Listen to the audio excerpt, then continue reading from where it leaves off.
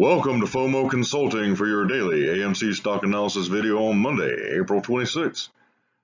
Ladies and gentlemen, I believe we are all systems go for launch. We are very, very close. All the indicators are trending in our direction. Certainly after a great day of price action, we are putting more and more pressure on the shorts, and I believe we are beautifully set up for the remainder of the week. And most importantly, the apes, the diamond hands, and the retail investor are winning. So if you enjoyed the video, find it entertaining, please like, share, and subscribe. I would certainly appreciate it. It is a newer channel. Let's get into the video. So first and foremost, I just want to thank everyone personally that has liked, shared, commented, and subscribed. It means all the world to me, and I'm very appreciative. Thank you. So let me start with a little quote. Don't put a limit on anything. The more you dream, the further you get. By Michael Phelps, Olympic gold medalist. I think we all know who he is, one of the most successful Olympians. And if anyone dreamed a dream, it was Michael. And I do believe we can all share in that dream and all achieve greatness through AMC stock with exactly what we're doing today. So let's look at the broader market. So today, overall, good day. S&P, NASDAQ were all green and up. Most sectors did very well. A lot of earnings coming out this week. Dow was down just a little bit, but overall, AMC benefited from a very green market, especially in the S&P and NASDAQ. So let's look at today's price action. What a day, right? What a day. I think we all felt somewhat positive and enthusiastic after Friday, but I don't think anybody really expected what occurred today. We closed at $11.50 on the money, up 13.24%, $1.35 gained. We are up after hours, and I anticipate we will close up in the green after hours, which sets us up wonderfully for tomorrow, in my opinion. We did find a little bit of support at that 1080, quickly bounced off of that and kept trucking, right? Kept heading north. We tailed off the last couple of hours of the trading day. I believe that was a lot of day traders. I believe the shorts also somewhat were resetting. I believe the early part of the day was obviously some covering based on Friday's price action in the pre-market. But overall, it was a great day, good way to finish the day, very strong, and I believe it sets us up wonderfully again for the rest of the week. So let's look at a couple key indicators here. The moving average on the daily chart is verifiably bullish at this point after today. Absolutely great day. And the MACD has officially crossed over the signal line, which is an official bullish crossover, right? So this sets us up, in my opinion, over the next week or two of some great price action, bullish momentum. I believe we are set up perfectly. So let me show you just a little bit more of a granular detail here. So this is a chart I kind of threw together yesterday. Obviously, the red line was the $9 support slash resistance we fought through for the last couple of weeks, bounced around that, finally broke out of that last week, closed above 10 on Friday, which I think it was an absolute perfect setup coming into this week. We are heading, I believe, substantially upwards.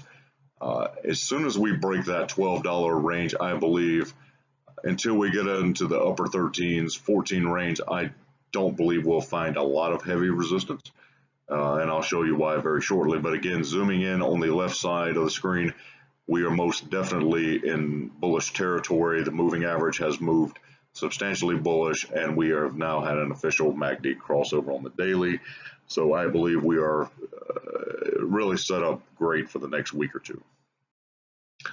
So let me show you, this touches on a video I made yesterday. Just a quick reminder that the last time on the center on the screen and to the right, the last time we came out of the $9 range and crossed into 10, we bounced around 10 and quickly moved upwards and again, we hit that 1450 range within just a few days. We had some great bullish momentum. I believe at this point with the MACD crossover, we are starting at a much higher level than we were previously. On the left side, you'll see where, when we started that bull run, we started it around the $5 range. We are starting it around the $9, $10 range, which I think is fantastic for us. I think it's going to increasingly put pressure on the bears, and I believe they'll start covering very, very soon, and I'll show you that here very shortly. So, quick, just visual reminder: the last time we had a MACD bullish crossover was in mid-March, late March. And we quickly skyrocketed, from that $6 range, $5-6 range up to $14.50.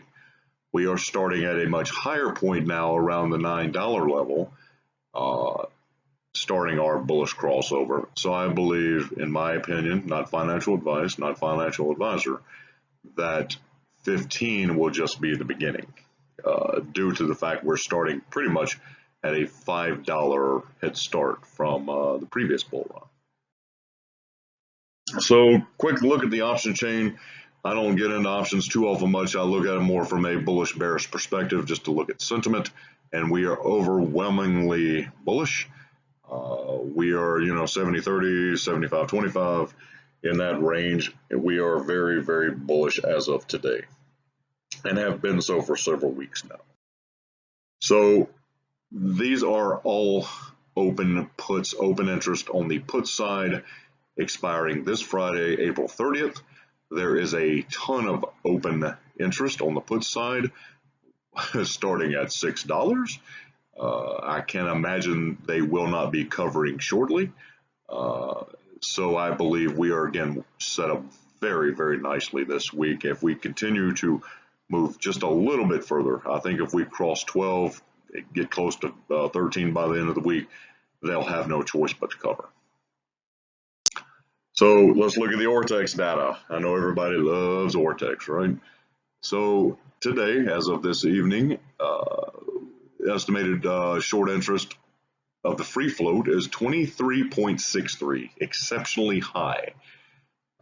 Free float on loan is 37%, exceptionally high. Shares on loan, 154.51 million, very, very high, and I'll show you that very shortly. Days to cover, nearly 1. And again, depending on how you calculate it, my personal belief is it is in the 3 to 4 day range at this point. It is skewed because of the short squeeze volume from January. So cost to borrow has crashed. It is much lower than it was last week, and I'll show you why that's significant. And utilization continues for the third or fourth day in a row at 100%. Absolutely huge. 380 institutional owners. Shares are 100% owned. Retail owned 79.2%. Total volume today was 78 million, which is nearly double the average of last week on average. Short shares available, I'm going to go with 0 just because I don't believe there's any short shares available. So everybody again loves Vortex, right? And I haven't seen this presented in many places. So this is a chart created by Vortex, depending on how you filter it. This goes back nearly 6 months, right?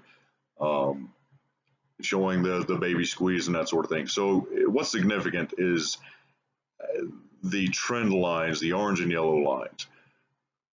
Those are the free float on loan, the estimated short interest.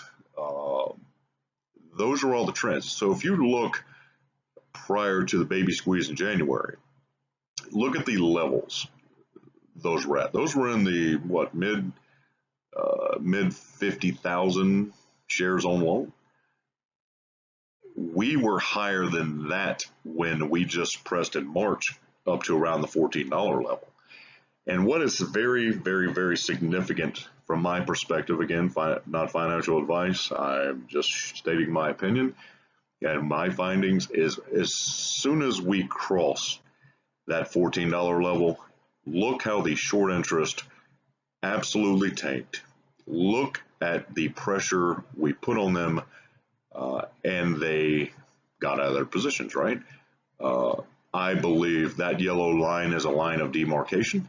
I believe once we cross that line again, we will cause a huge squeeze. Because if you look just a little bit to the right at the far right hand green arrow, you will see where we currently are today from a short interest perspective. And all we have to do is cross that yellow line and look at the amount of shares of interest that will have to be covered, and look at the downward sell-off that would occur that they would have to cover. This is why I'm very bullish. This is from a pure numbers perspective. Before the baby squeeze, there are 3 times more shares on loan currently, at least verifiable. We were in the 50 to 55 range before the baby squeeze. We are now at 154. You do the math, you speculate. I'm just showing you the facts here. So this is from a video I created on Saturday, because I do believe the squeeze has started. It just hasn't shown itself yet. When you have a huge divergence, and I would encourage you to watch that video that I made Saturday. When you have a huge divergence between the short interest, shares on loan, and the short borrow fee, we had it before the baby squeeze in January. They should all pretty well trend together, right? As the risk goes up, the shares go up, the risk goes up, right? Theoretically, when you have a crash of the borrow fee, something's going on. There's a precursor in that. We are now in the 8 to 10% range, where we were in the mid to upper 20s last week. The shares on loan utilization are all up, and there is a huge divergence that has to be filled. Before the baby squeeze, or at the time of the baby squeeze in January, the shares on loan met the price at $20.36 on the chart almost to the penny. Nature loves equilibrium and balance, and everything ends up at equals, at zero, right? Eventually, everything has to equalize. When you have this type of divergence, I do believe this is a precursor. This is why I am personally very bullish. Again, do your own due diligence, but just want to show you the facts here. So everybody's heard about, they suspect that they are heavily shorting the ETFs. So I want to show you what the ETFs look like versus AMC. So I've done some due diligence, and there are 28 current ETFs that contain AMC stock. The ETF with the most AMC shares currently is IWM. You can look it up on Webull or your brokerage platform. Right now, the issuer, go figure, is BlackRock, one of the heaviest investors, institutions in AMC currently. With this particular ETF, it's 9.18 million shares. The average volume over 3 months is 2 million. What I want you to look at is the red lines between AMC and the ETF chart. In and around the month of mid-March, go figure, they both peaked, both hit their 3-month high from a price perspective, both fell off, both pretty well consolidated through the end for the last month, and go figure, they've both risen over the last week or so, as shown on the green arrows. And also, suspiciously, they are both having a bullish MACD crossover almost identically at the same time. I believe that based on the amount of shares on this particular ETF, there are literally hundreds of companies within this ETF. AMC is not the largest proportion of those shares within that ETF, but with 9 million shares, you do your own due diligence. But if you wanted to loan those shares, create synthetic shares off of the ETFs, you could certainly force AMC down by doing so through the ETF, and these stock charts are almost mirror images. Let me show you another one.